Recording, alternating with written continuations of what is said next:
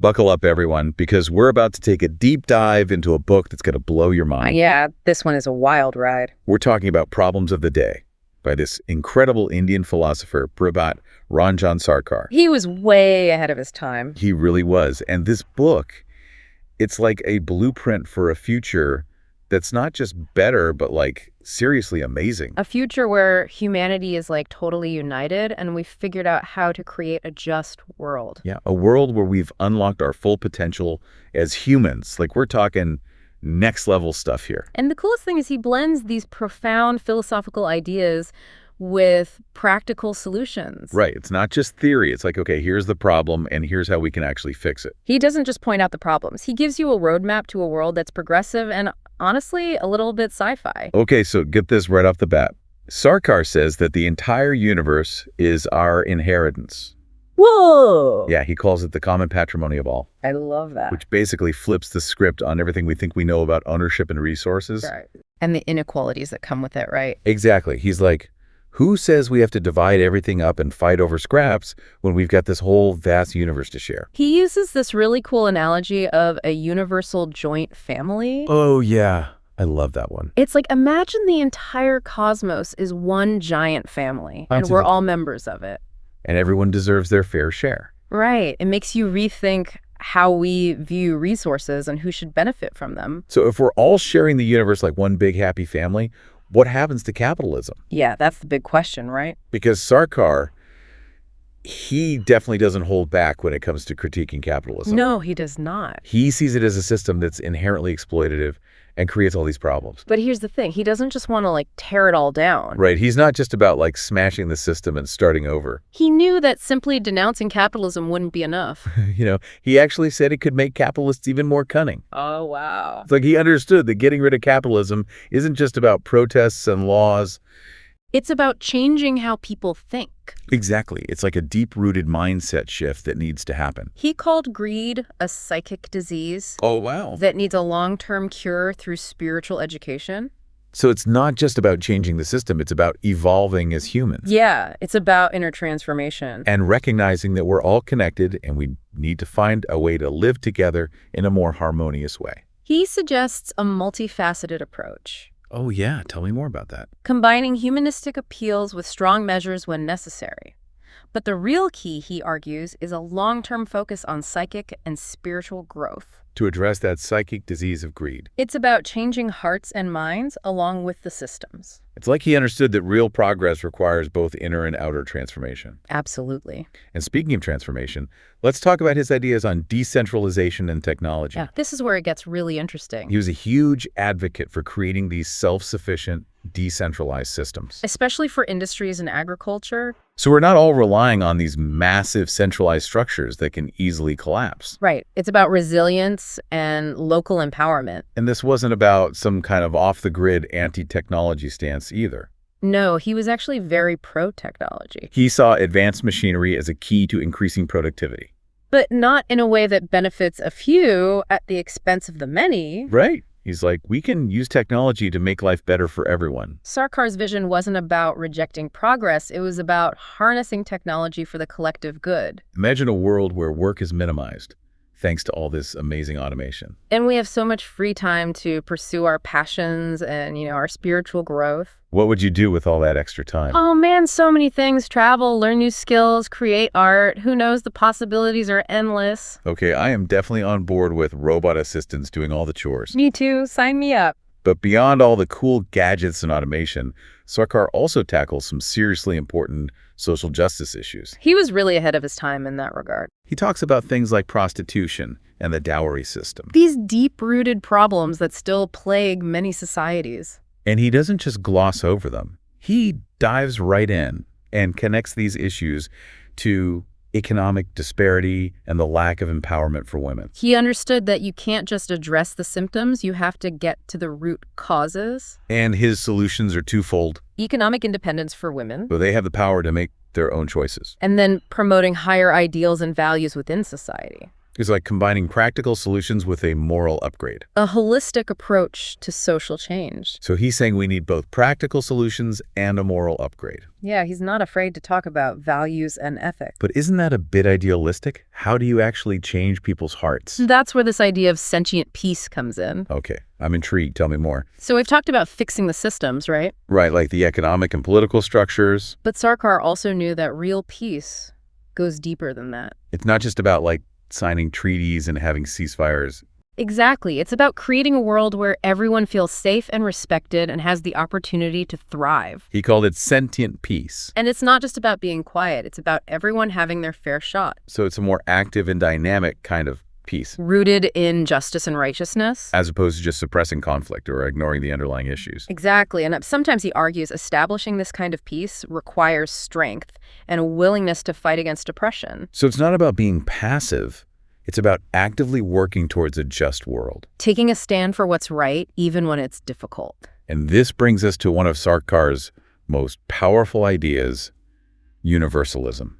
A concept that feels more relevant than ever in today's world. He's calling for a worldview that goes beyond all those narrow identities that divide us. Like caste, religion, nationality, all those things that separate us. He even critiques nationalism. He sees it as limited in scope. Instead, he envisioned a future where humanity embraces a global perspective. Recognizing our interconnectedness. We're all in this together, folks. And this led him to propose something truly bold, a world government. Whoa, now that's a big idea. I know it sounds radical, but in an increasingly interconnected world, is it really that crazy? Right, we're facing global challenges that require global solutions. Climate change, pandemics, economic instability, we need to find a way to work together. What challenges and opportunities do you think a global perspective like this presents? That's a great question, and one that we'll continue to explore as we delve deeper into Sarkar's fascinating ideas. So stay tuned, we're just getting started on this incredible journey. I can't wait to see where it takes us. All right, so last time we were talking about this amazing vision Prabhat Ranjan Sarkar had of a future where the universe is like our shared inheritance and technology actually frees us up to pursue higher goals. That's a pretty wild concept, right? Totally. And where we've moved past all these old limitations and embraced this truly global perspective. Like leveling up as a species. Yeah, exactly. And so now things get even more interesting as we dive into his thoughts on political systems. Yeah. Okay, this should be good. He does not hold back when it comes to critiquing the systems we have in place today. Yeah, he's not afraid to call it like he sees it. Starting with democracy. Oh boy, here we go. It's not that he totally dismisses democracy. Right, he's not saying it's all bad. He actually acknowledges that it might be the best of a bad lot. The lesser of all the evils, so to speak. But he also points out some pretty serious flaws. Flaws that need to be addressed if we actually want to create a society that's truly just and equitable. Yeah. He's all about fairness and making sure everyone has a voice. Which is kind of ironic considering he's proposing a world government. Well, it's more nuanced than that, but yeah, we'll get to that later. Okay, so what are some of these flaws he sees in democracy? Well, for one, he's concerned about uneducated voters being easily manipulated. Yeah, that's a big one, especially with all the misinformation flying around these days. And he's also worried about politicians prioritizing their own interests. Over the well-being of the people they're supposed to represent. Right. He calls out the dangers of party politics and how power can become so concentrated in the hands of a few. It's like the system itself can become corrupted. And he doesn't just complain about it. He actually offers some pretty radical reforms. Oh, I love this part. He's got some really interesting ideas. He suggests that candidates should have to clearly state their policies up front. And then be held accountable for actually following through on those promises. Yeah, no more empty promises or hidden agendas. I like that. No more flip-flopping. He's all about accountability and transparency. That's so refreshing. And he also wasn't a fan of uncontested elections. Where there's only one candidate running. He thought that gave too much power to the wealthy and influential. It's like a rigged game. He really wanted to level the playing field and ensure that everyone had a genuine voice in the political process. So how did he propose to do that? Well, he had this really clever idea for making sure minority groups got their voices heard. I'm all ears. He said that minority groups should have their own mini-election to pick two candidates. Oh, interesting. So it's like a primary election within a specific community. Exactly. And then those two candidates would be on the ballot for the general election. So everyone would get to vote between those two. Right. It's like combining representation with democracy. I love that it ensures that marginalized communities have a say in who represents them. While still upholding the principles of democratic elections. It's like he's constantly trying to find ways to optimize the system to make it more fair and inclusive. He was a brilliant thinker. So he's got these ideas for reforming elections.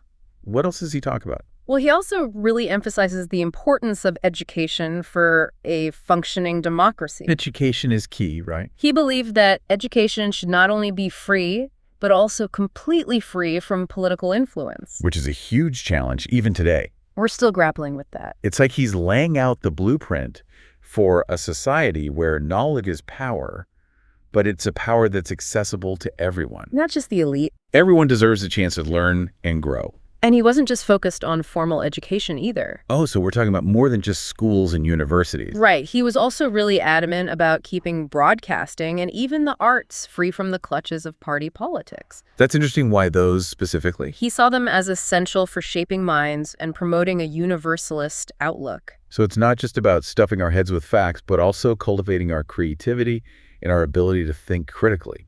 And to see the world from multiple perspectives. Okay, so we've got a more equitable political system and access to education and the arts for everyone. It's a good start, right? What else does a unified world need? Well, we can't talk about a unified world without addressing language. Ah, yes, the universal language debate. Sarkar acknowledged the richness and diversity of the world's many languages. There's so much beauty in all these different languages and cultures. But he also saw the practical need for a common language. For global communication and understanding. Right. If we want to work together to solve these global challenges, we need to be able to communicate effectively. So did he propose a specific language like Esperanto or something? He actually suggested adopting the most widely spoken language of the time as the world language. Interesting. So it wasn't about creating a new language, but rather recognizing that languages evolve and change. And that the most practical approach is to use a language that's already widely understood. So it's like a constantly evolving world language that adapts to the changing times. Exactly. It's a pragmatic solution. But he wasn't about imposing uniformity on everything. He actually didn't see a world script as essential. So people could still write in their own scripts. And he was even quite practical about clothing. Oh, yeah. What did he say about that? He argued that people should just choose what's practical and comfortable for their climate and lifestyle. Makes sense. So it's not about everyone looking and sounding exactly the same. It's about finding ways to connect across our differences. Unity without uniformity. I like that. He was more interested in fostering a spirit of cooperation and shared values. So it's about finding common ground while still celebrating our diversity. And speaking of shared values, he also addresses the issue of overpopulation. Which was a growing concern even back when he wrote this book. It's still a major issue today. It's interesting how he saw overpopulation as a problem primarily within capitalist systems. Because of the inherent link between population growth and poverty? He argued that in a more equitable economic system, where everyone has their basic needs met, the emphasis would be on resource management and scientific advancements. To meet the needs of a growing population. And he didn't just stop there. Oh, there's more. He even talked about the possibility of colonizing other planets. Whoa, now we're talking sci-fi. He saw it as a potential solution if resources on Earth become too scarce. So it's like a backup plan for humanity. Always thinking ahead. That's some serious forward thinking. And he was even open to the idea of birth control. That was pretty progressive for his time. Though he was cautious about methods that could have lasting negative effects on people's bodies or minds. He was always concerned about the well-being of individuals. He believed that progress shouldn't come at the expense of human health and happiness. So it's like progress with compassion. Exactly. And this brings us to one of the most mind-blowing aspects of Sarkar's vision. Okay, I'm ready to be mind-blown. His thoughts on the future of science. Oh, this is where it gets really wild. He was a true believer in the power of science to improve human life. Science can do amazing things. And he wasn't afraid to explore ideas that might seem like science fiction. Okay, like what? Well, he predicted some pretty incredible advancements, Give me some examples. like science being able to extend human lifespan, So we could live longer and healthier lives. maybe even revive the dead in certain cases. Wait, revive the dead? He saw it as a positive advancement, That's pretty mind-boggling. and he encouraged scientific progress in these areas. So we could potentially bring people back to life. And get this, he even suggests that someday we'll be able to create babies in laboratories. Whoa, now that's some next-level stuff. Imagine being able to place an order for the kind of child you desire. That definitely raises some ethical questions. I know, it's both fascinating and a little bit freaky. What kind of world would that create? What are the potential benefits and dangers of such a capability? Those are exactly the kinds of questions Sarkar wanted us to grapple with. He didn't shy away from the complexities. He even speculated that as our scientific understanding and intuitive abilities develop, We're talking about a major leap in human evolution. the biological need for reproduction might eventually fade away. It's a truly mind-boggling vision of the future. Okay, so we've got democracy 2.0, world languages, babies in labs. Just scratching the surface. What else could possibly be on Sarkar's agenda for a more just and unified future? Well, next time we're going to be diving into his concept of the social cycle. Oh yeah, I've heard about that. It's like this cyclical pattern throughout history. Exactly, and we'll be exploring how different social classes have, risen and fallen over time. So it's not just a linear progression, but a cycle that keeps repeating itself. Precisely, and we'll also be delving deeper into the qualities of those sadvipras we mentioned earlier. Those ethical leaders who Sarkar believed could guide us towards a brighter future. So stay tuned, we're just getting started on this incredible journey through Sarkar's visionary ideas. I can't wait to see where it takes us. Welcome back to our deep dive into Prabhat Ranjan Sarkar's Problems of the Day. It's been quite a journey so far, right?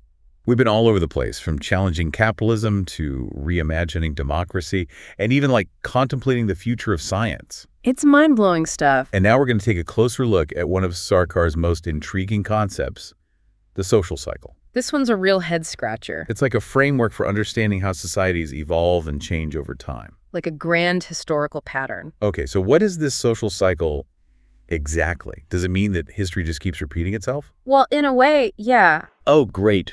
So we're doomed to make the same mistakes over and over again. Not necessarily. Sarkar describes it as a cyclical pattern throughout history where different social classes rise and fall in terms of their influence and power.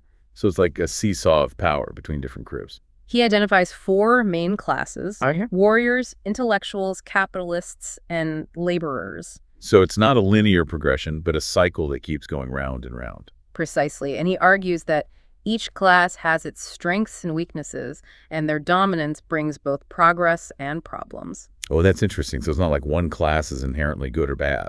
Right. It's more about how their power is used and whether it's balanced by the other classes. Okay, so give me an example. How about warriors? Warriors, they're like the protectors, the ones who establish order and defend society. So they're essential for keeping things stable. But they can also become oppressive if their power goes unchecked. Right. Too much military might can lead to tyranny. Exactly. It's all about balance. What about intellectuals? What's their role in the cycle? Intellectuals, they're the thinkers, the innovators, the ones who push the boundaries of knowledge. So they're like the driving force of progress. They can foster scientific advancements, artistic expression, philosophical inquiry. They're the ones who challenge the status quo and come up with new ideas. But they can also lose touch with practical realities or become detached from the needs of everyday people. Right. They can get caught up in their own heads. And their ideas might not always be grounded in the real world. Okay, and where do capitalists fit into all of this? We've already talked about Sarkar's critiques of capitalism, so I'm curious to hear how he sees their role in the grand scheme of things. He acknowledges that capitalists drive economic growth and innovation. They're the ones who create jobs and wealth. But as we've discussed, their pursuit of profit often comes at the expense of others. It's like they're always looking for ways to maximize their own gains. Even if it means exploiting workers or harming the environment. So it's a double-edged sword. Definitely, they have the potential to do both good and bad. So it sounds like each class has the potential for both good and bad, depending on how their power is used and whether they're guided by ethical principles. Exactly. It's not about demonizing any one class. It's about recognizing the inherent strengths and weaknesses of each group. And finding ways to create a system where they can all contribute to the well-being of society. And what about the laborers? Where do they fit in? Sarkar calls laborers the foundation of society. They're the ones who keep things running. Their hard work and dedication are essential for everything from building infrastructure to providing essential services. They're the backbone of the economy. But they often lack the power to shape the systems that govern their lives. So they're kind of at the mercy of the other classes. In a way, yeah, they're the ones who are most vulnerable to exploitation. So is this cycle just an inevitable part of human history? Are we destined to keep going through these ups and downs forever? Well, Sarkar believes that while the cycle itself might be inevitable, the way it plays out isn't set in stone. So there's hope. He argues that the key to creating a more just and balanced society is to ensure that no single class becomes all-powerful. We need to prevent any one group from dominating the others. And we need to find ways to harness the strengths of each class while mitigating their weaknesses. So it's like a delicate balancing act. It requires a deep understanding of human nature and a commitment to creating a system that serves everyone. And this is where those sadvipras come, in those ethical superheroes of the future. Exactly. Remember, we said they're individuals dedicated to selfless service, spiritual development, and universal well-being. They feel like pretty amazing people. Sarkar envisioned these sadvipras as the ones who can guide society through the social cycle, helping to navigate the complexities of power and ensure that it's used for the benefit of all. So they're like the ultimate mediators, the ones who can see the big picture and guide us toward a more harmonious balance. You could say that Sarkar believed that sadvipras possess the qualities of all the classes. Oh, wow. So they're like the ultimate well-rounded individuals. They have the strength and courage of warriors, the intellect and wisdom of scholars, the practicality and efficiency of capitalists, and the empathy and compassion for laborers. So they're like the avengers of social change. But if the cycle keeps repeating, how can they actually prevent one class from dominating and causing harm? That's a good question. It seems like an impossible task. Sarkar believed that sadvipras, through their unwavering commitment to ethical principles and their deep understanding of human nature, can help to mitigate the excesses of each class. So they're like the guardians of balance. They would promote cooperation and balance and serve as a moral compass for society, guiding us toward a path of justice, progress, and collective well-being. That's a powerful vision. It makes me wonder, where do these incredible sadvipras come from? Are they born with these amazing qualities, or are they something we can cultivate? That's a great question, and it gets to the heart of Sarkar's optimistic and progressive philosophy. He seems to believe that humanity has the potential to create a better future. He believed that everyone has the potential to develop the qualities of a sadvipra. So it's not about being born into a certain class or holding a particular position of power. It's about inner transformation and a commitment to personal and spiritual growth. So we all have a little bit of sadvipra potential within us, just waiting to be unlocked. Precisely. And Sarkar emphasized practices like yama and niyama, which are ethical principles that foster self-control, compassion, and a sense of responsibility towards others. Those sound like essential qualities for anyone who wants to make a positive difference in the world. He also highlighted the importance of cosmic ideation. What's that? It's a worldview that transcends narrow self-interest and embraces the interconnectedness of all beings. It's like recognizing that we're all part of something larger than ourselves. Exactly. And this brings us back to the hopeful and inspiring nature of Sarkar's vision. He doesn't just point out the problems, he offers a path forward. He believed that a better future is possible not through utopian dreams, but through a combination of systemic change, technological advancement, and most importantly, individual transformation. So it's not just about changing the world around us, but also changing ourselves. It's about becoming the change we want to see in the world. It's been an incredible journey exploring Sarkar's thought-provoking ideas in Problems of the Day. He covers so much ground in this book, it's amazing. From challenging our assumptions about ownership to envisioning a world government, and even contemplating the future of science, his work offers a roadmap for creating a truly just and unified future. It's a vision worth striving for. And while some of his ideas might seem radical or even a bit far-fetched, they challenge us to think beyond the limitations of the present and imagine a world where humanity has overcome its divisions and embraced its full potential. It's a call to action.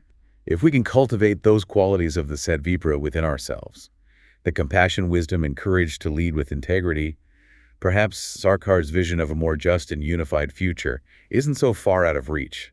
After all, this deep dive has definitely given me a lot to ponder. Thanks for joining us on this incredible journey. It's been a pleasure exploring these ideas with you.